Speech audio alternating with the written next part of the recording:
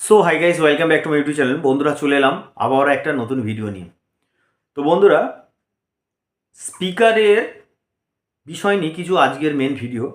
যে আমরা স্পিকার ব্যবহার করি, তার ম্যাগনেটটা কিভাবে ডিসচার্জ হয় এবং সাউন্ড কোয়ালিটি যখন পুরোপুরি খারাপ হয়ে যায় তখন আমরা কিভাবে বুঝবো যে ম্যাগনেটের ক্ষয় হচ্ছে বা ম্যাগনেটের ক্ষতি হচ্ছে, এবং স্পিকারের ম্যাগনেট কী কী কারণে ম্যাগনেট ডাউন হয়, সেই বিষয় নিয়ে কথা বলবো বন্ধুরা।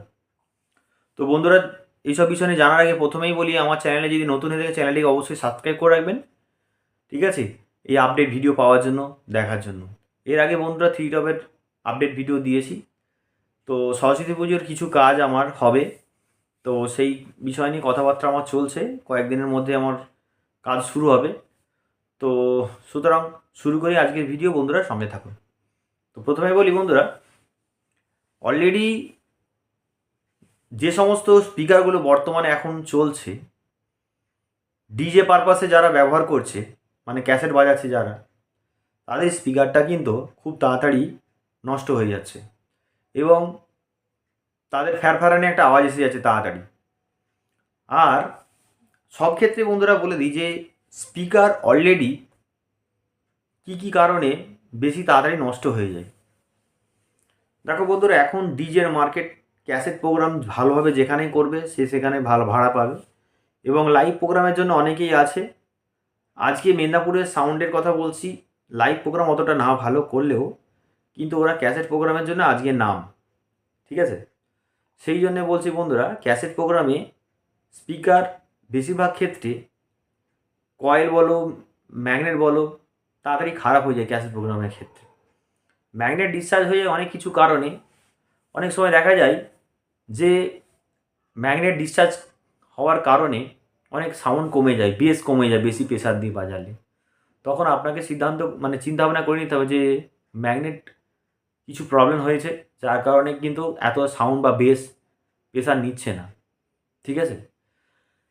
ম্যাগনেট দীর্ঘ খারাপ হয়, কয়েল দীর্ঘদিন ধরে কাটলে একটা ম্যাগনেটের উপরে যখন স্পিকার যখন চলে প্রচুর পরিমাণ ম্যাগনেট গরম হয় আমরা বুঝতে পারি সেটা অনেকের ক্ষেত্রে। সেই ক্ষেত্রে কী হয়, কয়েলটা 2-3 বার কাটা হলো, তো ম্যাগনেট পরিমাণ অনেকটাই ক্ষয় হয়। এভাবে বাজতে বাজতে ম্যাগনেটটা ধীরে দিন ডাউন হতে থাকে, তারপরে ম্যাগনেট ক্ষমতা কমতে থাকে, তখন স্পিকারের সমস্যা হতে থাকে। তো আজকে বন্ধুরা যে বিষয় নিয়ে কথা বলবো, যে মোটামুটি কতদিন চলে যদি ডিজে পারপাসে যদি কেউ ব্যবহার করে, যদি কনস্ট্যান্ট যদি ভাড়া যায় বন্ধুরা, একটা স্পিকার খুব বেশি হলে 3 থেকে 4 বছর খুব বেশি হলে চলে। তারপরে স্পিকার পেপার ঢল হয়, ঢল হওয়ার পরে ফ্যারফ্যারানি আওয়াজ আসে, তারপরে ধীরে ধীরে কয়েল পেপার একসঙ্গে চেঞ্জ করা আমার মনে হয় উচিত। তো যা সমস্ত গরিব সাউন্ডম্যানরা যারা করছো, তারা ভাই কয়েল পেপারের দিকে খেয়াল রেখো।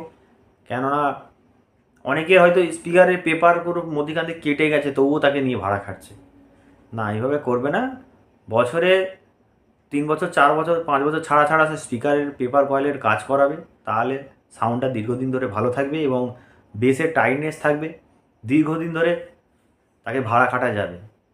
আর খুব বেশি হলে বন্ধুরা, যারা গরিব সাউন্ডম্যানরা, তাদেরকে পেপার কয়েল চেঞ্জ করে নেওয়া দরকার, কারণ প্রত্যেক বছরই তারা আপডেট কিছু স্পিকার নেওয়ার মতো তাদের ক্ষমতা থাকে না, যার কারণে তারা এইভাবে কয়েল পেপার চেঞ্জ করে করেই তারা পরিচালনা করে।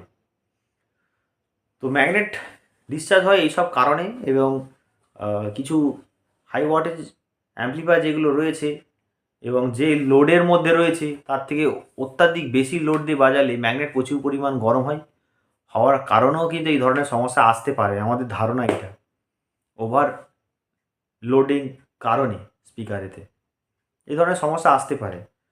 তো বন্ধুরা, এই সমস্ত ভিডিওগুলো ব্যাপকভাবে আমাদের চ্যানেলে দিই, আমরা অনেক টিপসপূর্ণ ভিডিওগুলো দিই। যদি আমার ভিডিওর মধ্যে কিছু ভুলে থাকে অবশ্যই বন্ধুরা ক্ষমা করবেন। তো যেটা আমার মনে লেগেছে, যেটা আমি ফিডব্যাক পেয়েছি, কেননা আমার নিজেরও স্পিকার এইভাবে গেছে বা ডিসচার্জ হয়ে গেছে। দেখো, সব জিনিসের একটা ক্ষয় আছে, সেই সেই ক্ষেত্রে তো ম্যাগনেটেরও একটা নির্দিষ্ট টাইম আছে, সেই টাইমের মধ্যে ম্যাগনেট ধীরে ধীরে ডাউন হয়ে যায়। এই পাকা ম্যাগনেট, কাঁচা ম্যাগনেট নয়। ম্যাগনেট অনেক কিছু কারণে ম্যাগনেট ডাউন হয়ে যায়, সেগুলোকে একটু খেয়াল রাখবে, নিজেদের উপরে ডিপেন্ড থাকে।